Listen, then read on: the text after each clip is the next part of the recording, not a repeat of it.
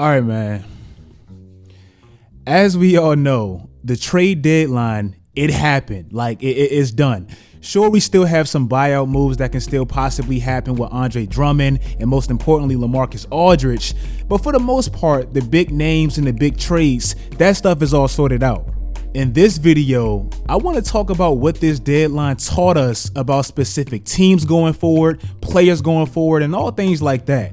Now, it's kind of crazy because we all heard the rumors of a possible trade with Kyle Lowry. He even did a peace sign to the camera and we thought that was it. Lonzo Ball possibly going to Chicago. All that stuff with those two names and all that, it didn't even happen, bro. Like, we got blue ball like hell. And speaking of blue balls and specifically balls, pause, let me shout out today's video sponsor, my good friends, with some special announcements, Manscaped. In the month of March, in the midst of all this basketball madness, they've taken caring about your balls to the next level. This month, Manscaped has partnered with the Testicular Cancer Society to basically spread awareness about all men's health down there and all the early signs of testicular cancer, something most men don't talk about. If you want to help them help that cause, check out some of my favorite products. I'ma always promote their performance package because it literally has everything a man needs. Their Lawnmower 3.0, that's absolutely perfect for shaving below the belt. Their Weed Whacker, that gets all the little details and all the little hairs in your nose and your ears and all that. Their anti-chafing ball deodorant and ball toner that you put on after you shave below the belt. And now they even have crop mop wipes that you can use daily after the gym, work, anytime you get sweaty down there. Every purchase you make of any of these products on their website, it goes as a direct contribution to that cause. So if you want to help the Testicular Cancer Society, I recommend you checking out their website and specifically these products. If you want to support the cause or if you just like the products, use my promo code SWISH or just click the link in my description for 20% off of your first order. They're even adding in 2 free gifts for a limited time only, so take advantage of this opportunity. Big shout out to my good friends over at Manscaped for always looking out for my guys. Now let's get into this video.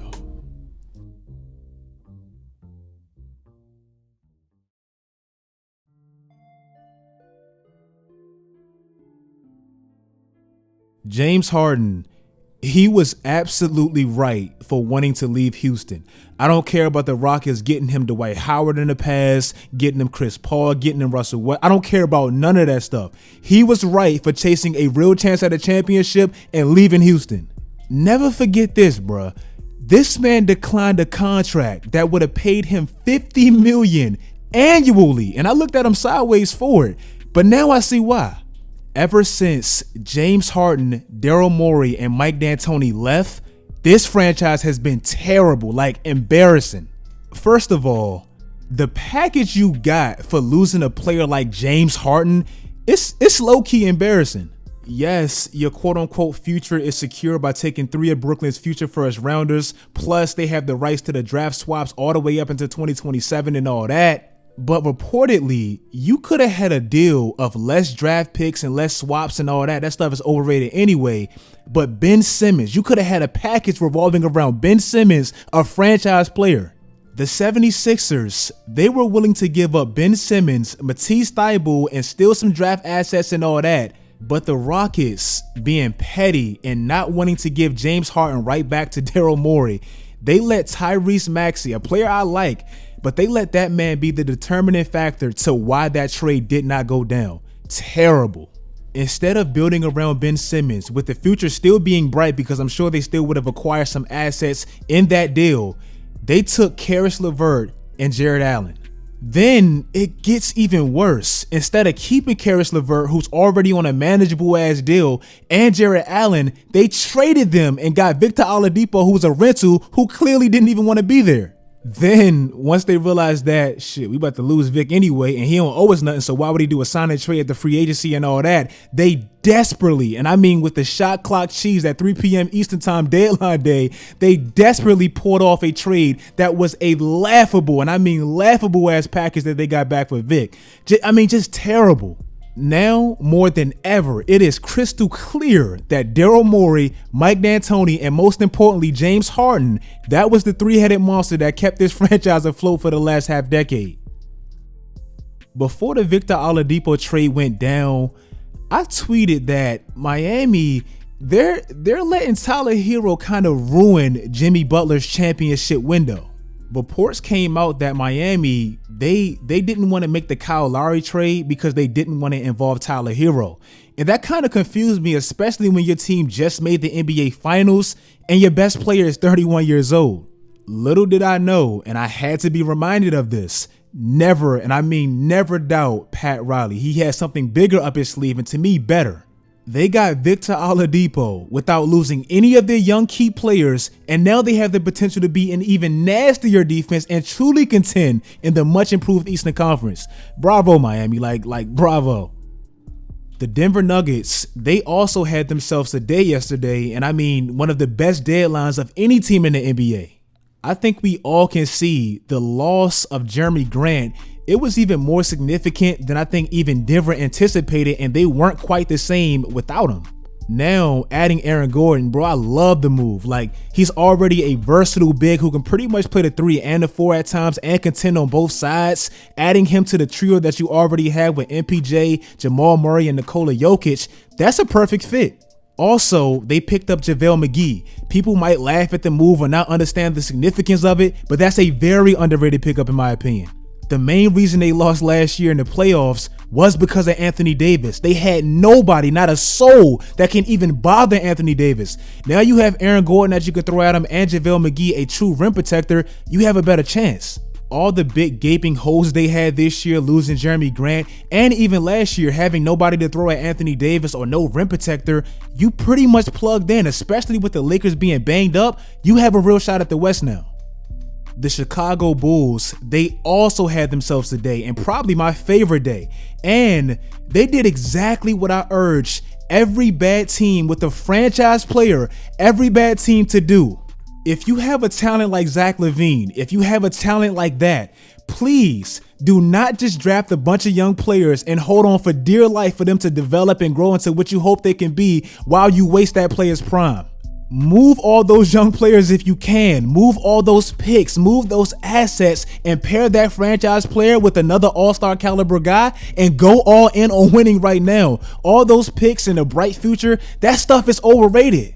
As good as a lot of those individual Lakers players became, like Jordan Clarkson, D'Angelo Russell, Lonzo Ball, Julius Randle, Brandon Ingram, all those young players, as good as they are right now, imagine if the Lakers had all those guys on one team. That ain't no damn championship team. They did the right move by moving all those young players and getting Anthony Davis with LeBron. That's what I love that Chicago just did. Even at the expense of a Wendell Carter Jr., who I'm sure they loved and I'm sure they had a lot of high hopes for. Now you pair Zach LaVine with another bona fide all-star, and you still have a lot of capital left, so you can go all in on Alonzo Ball this offseason or another dynamic guard. Now your future is bright because you're focused on winning right now. Having a quote-unquote bright future because you have a bunch of draft picks and future first rounders and assets in the future and all that, that's the most overrated thing in the NBA, and I stand by that 100%. The Boston Celtics, they put off the greatest heist of all time with that Nets trade. Look what it got them. Jason Tatum, Jaylen Brown, great players, but is it a championship? No. And lastly, another move I loved, and I saved it for last because I think it has the biggest impact on this specific season. Rajon Rondo going to the Clippers, even though they lost Lou Williams and all that. I think that was exactly, and I mean exactly what they needed. I just tweeted like 2 weeks ago, as good as Patrick Beverley is as a mascot, an enforcer, getting on people's nerves and an irritant and all that, they're never going to win a championship with him as the starting point guard ever. Last year, I feel like them losing a 3-1 lead or being a disappointment in the finals or against the Lakers, wherever they were going to lose, that was just inevitable, bro, because it was just how they were built. Down the stretch of games and in key moments and in crunch time and when the score got tight and things like that, they were way too much ISO, your turn, my turn with Kawhi Leonard and Paul George.